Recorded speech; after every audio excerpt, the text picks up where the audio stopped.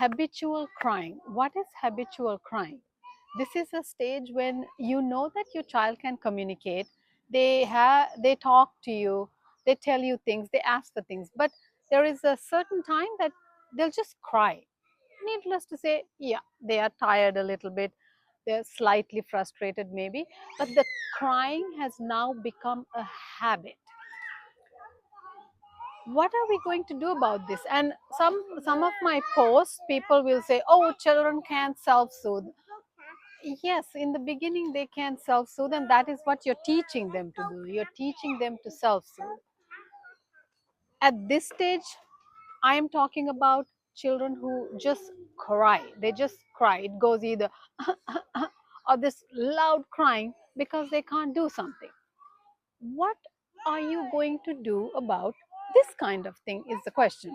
So they have become these habitual criers because in the beginning when this started, which all children cry and they whine and do all sorts of things because they can't talk in the beginning, they can't express themselves. So crying is normal, even tantrums are normal. However, we as adults need to mitigate so that these things don't become a habit. So when they're about a year and they're starting with the loud cry and they're getting boisterous, you just say, okay, okay, okay, you want this, show them what they want, and then help them to take a breath and says, okay, you can have it. There is no need to cry. Saying there is no need to cry is not a bad thing. Today's society, everything is held back. It's like, oh, don't tell your child not to cry. Why not? Somebody will tell them not to cry. And it is not necessary because it's better to have their needs met properly, as in, I want this. If they can't talk, they can point to it. There is no need for them to get into that habit of crying all the time. That is their language now. So let that not become their language. And if it has become their language by now, these are the things you can do. You just say, honey, I'm going to sit here. You can cry.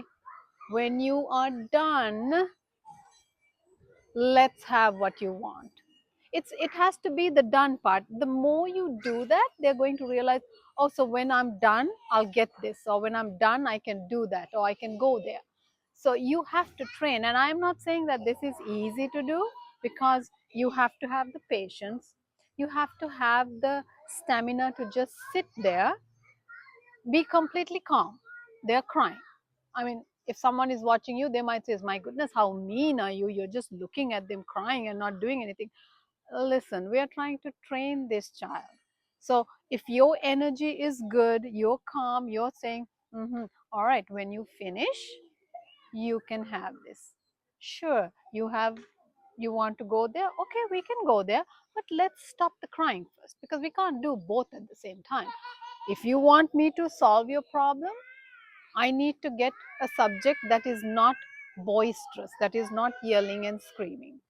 So it takes a little effort, but it can be done. And guess what? Your life is going to be so much more peaceful.